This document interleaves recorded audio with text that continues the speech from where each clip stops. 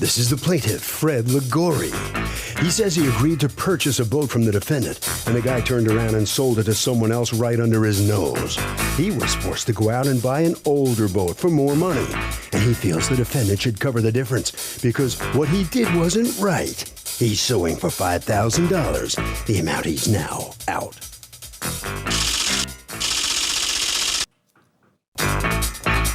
This is the defendant, John McLaughlin.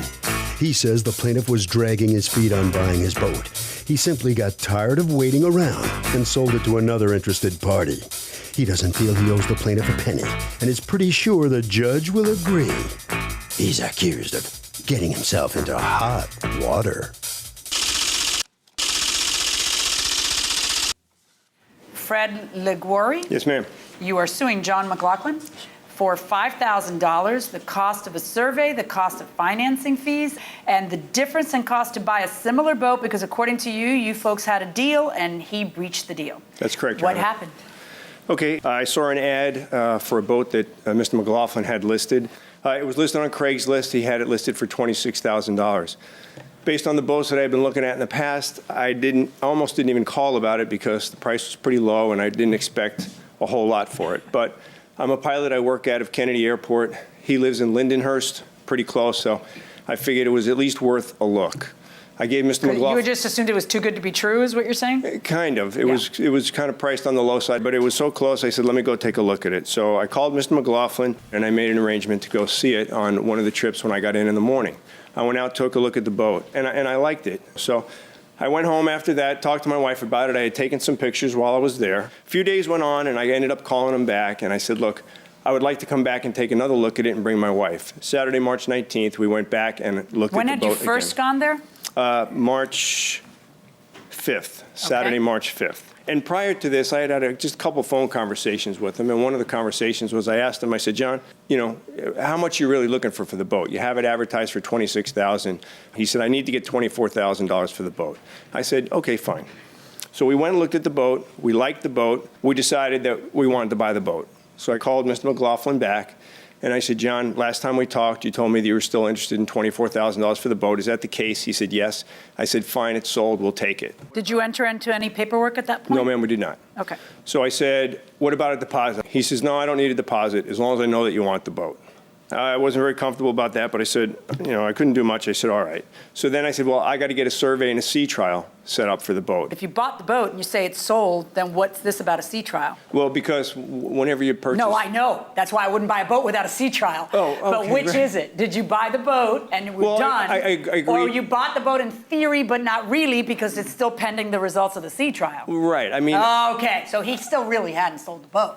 Okay. Okay. What is the day you did the sea trial? Well, the sea trial is Sunday, April 3rd. April 3rd. But the survey was Sunday, March 27th. Tell me about the survey. Okay. On March 27th, Sunday, I was able to get a surveyor to come to his house, and he did the survey of the outside of the boat and whatever mechanicals he could do while the boat was still on land. Okay. We go back the next week on Sunday, April 3rd, and we do the sea trial. And we had some problems with the engines backfiring at high throttle settings. Okay? So that was on Sunday.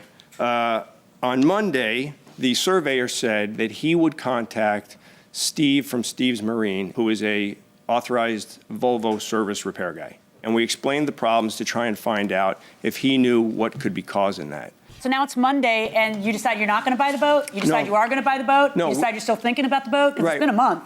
What is he doing in the meantime? Holding the boat, showing it to other people? He's just in limbo? No, he's holding the boat. I mean, we have an agreement. If the results of all these tests work out to make you want to buy it, there's Right. no deposit, there's no written contract, there's a sea trial on the 3rd, there's a problem in the sea trial, something you want to, you want to investigate. When did you finally sell it to somebody else? I sold the boat on April 8th. Okay, so I see an end in sight. I've got 5 days to go over with you. Go ahead, I'm sorry. So now it's the 3rd. Now your guy who did the sea trial with you is talking to other people to figure out what the problem is, and then what? They said, why don't you do a compression test? Okay. Okay. I met him on Tuesday. This is April 5th. He and I went through a compression test of the boat. With that information, I said, John, we're done. I want the boat. At that point, we went back to his house. He signed a sale agreement that I had written up for May I him. see it? that. And, Your Honor, if I can also give this to you, two times, especially the time that we started the survey, when I was paying money for the survey, I tried to give him this deposit check, which he wouldn't take. He said, I'm a man of my word. I'm not going to sell the boat out from under you. I don't need a deposit. Okay, so now we're in April. You do the compression test. Yes, You ma'am. tell him I'm happy with the compression test. Yes. It's now April 5th? Yes. Okay, and you say we got a deal? Yes. And that's when this gets signed by you, is that correct, Mr. McLaughlin? On April 5th. Okay, and then what happens? Okay. So then April 6th. Because this should be one of the 2 best days of your life. It should be. What are the 2 best days of a boat? The day you buy it and the day you sell it. That's right. Okay, so go ahead. So the next day, Wednesday, April 6th, I go to work, and there's an email sitting there for me from the surveyor. He says, my recommendation is to remove the head and see what the valve looks like. This is now Wednesday. So what do? You call him and say what to him? I call him and I tell him about the email. And when I told him about that email, Mr. McLaughlin he was really mad. I mean, he was just screaming, I knew you were going to back out of this. You're backing out of the deal on me. Did you tell him I don't want to buy the boat? No, ma'am, I did not. What did you say? I told him about this, and I said to him at least twice, I said, I am not backing out, John. According to you, what does that conversation about that email entail? What happens in that conversation? Well, with that email and him calling me on Wednesday, suggesting from the surveyor that he should walk away from the deal because there's going to be a catastrophic failure. Are those the words he used? That's the words that Fred used to me on the phone. Is that actually in the email? This was a phone conversation. So with you him. didn't know? Okay. No, I Can never see the had a email? report. I never had the survey report. I requested that. Tell me exactly what Mr. Liguori tells you on the phone on Wednesday. That the surveyor, Jim Olson, was concerned about the compression on one of the cylinders being low, and that if you run the boat in that condition, there could be a catastrophic failure. And he suggested that Fred should walk away from the deal. So at that point, he said, I'm sorry, I got to walk away from the deal. I'm sorry, John, I'm sorry. And I was just, you want me to start from the beginning, my part of the story? No. Do we have time for that? I don't know how you could have spent more time than he says you spent. Okay. So would you ever, if you had loads and loads of money, would you ever buy a used boat? Yeah, certainly, millions of used cars are sold every day. It's just another used vehicle, and I'd look at it and see if it was any good, and then... Fair enough. Anybody disagree with that? Anybody would never buy a used boat? Anybody here? I would never buy a used boat. If I had enough money to buy a boat, I'd buy a brand new awesome boat. Brand new, awesome boat. Awesome. Going inside the So courtroom. let me tell you the part I'm interested in. I want to know what happened on that Wednesday phone call. According so to that- you, so he that tells was- you, my mechanic says I should back out of the deal. I'm sorry, I have to back out of this deal. Correct. On that Wednesday, when he called me and he said he'd have to walk away from the deal, I'm so sorry, I'm sorry. At that point, I was outraged of the time, the money, the fuel that I put in this boat to run him up and down the Great South Bay. Hung up the phone. I called the next guy in line. Now, at this point... By the way, did you tell him you were going to do that? Yeah. You said to him, that's it, I'm calling the next guy in line? Well, now, hold on. So, I called the next guy in line, and I arranged it for him to come on Thursday the 7th to go for a next guy sea in trial. line. The next guy in line, Sean. Fred calls me Thursday morning, John, I'm going to come for the boat on Sunday. At this point, I have somebody that's coming to look at the boat. I sea trial the boat. The guy gives me a $1,000 deposit. Wait. Did you tell Fred, don't bother? I'm going to see, or we'll see if the boat's still available? What did you say to him? We'll see if it's still I want to know available. what you said to him. I have somebody coming to look at the boat. Sean came. I brought him for riding the boat. Okay, I love it. I'll be here tomorrow on the 8th. He gave me a cashier's check and the rest in cash. Right. For $25,000, which I sold the boat for. Okay. Now, at any point in time, did you think to yourself to call him? And I did. Tell me about I it. called him Friday and said, Fred, don't bother coming Sunday because the boat is gone. And how'd that go? Now he started yelling at me. I'm like, well, you know what? He came up with the money. You backed out on the 6th.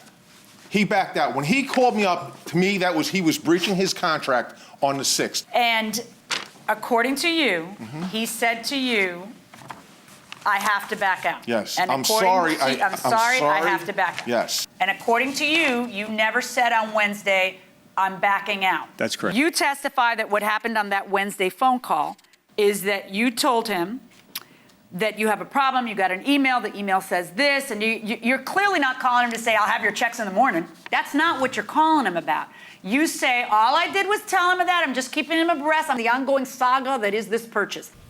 And he says, no, he's calling me to tell me about that email, and did he discuss purchase price again or no? No. I mean, look, guys, it's real simple. What's at issue is the conversation on Wednesday between the two of you. And it's sort of, I think you got to agree with me that with all the back and forth, you hadn't really decided what you were going to do. You were still investigating this and investigating that, which is good. You're a careful buyer. But then what happened, unfortunately for you, is that he found a not so careful buyer. And sometimes that's just the way it works. You win some, you lose some.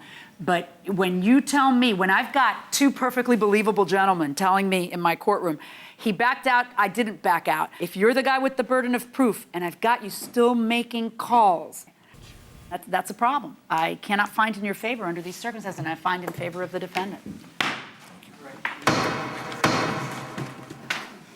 So the defendant wins this case. This is the plaintiff. Step right in here. What's going through your mind here coming out? I can't believe it, honestly. I thought I had more than enough documentation to show that I was a serious buyer and I was planning on purchasing the boat. I had checks, I had emails, I don't know what else I could have had. Well, has the thing turned out poorly? The new boat, the other boat you got? Got another boat. You know, got another boat. Older. Don't things always work out for the best? Is the other boat okay? It's a great boat, older boat. More than twice the engine hours, and it cost me more money. You would have rather had this boat? Yeah, absolutly. All along, he and I had a relationship. I liked the guy, and then things turned sour at the end. Good luck on the high seas. Thanks. All right, head right around the corner. Okay, McLaughlin, come on in here. So you win this case. What happened? Well, Why couldn't you wait for the guy? He wanted the boat. I tried to sell him the boat. That's all I tried to do was sell the boat. I had a couple of buyers. I had the guy that bought the boat. He made the phone call to me while Fred was on the boat with the surveyor, and I just tried to sell the boat. You couldn't wait. I tried to accommodate him, and I was there every time he. You think he was a serious buyer, don't you? Yeah, but I think he got cold feet at the end. You're glad to get rid of that boat, Yes. right? So what'd you do after that? Get another one? No. Harvey? When you start investing in the purchase of a very expensive item and you start spending money inspecting and whatnot, make sure you have that deal locked down before you start pumping money into it. That will do it for this case. Litigants for the next case on the way into the courtroom right now.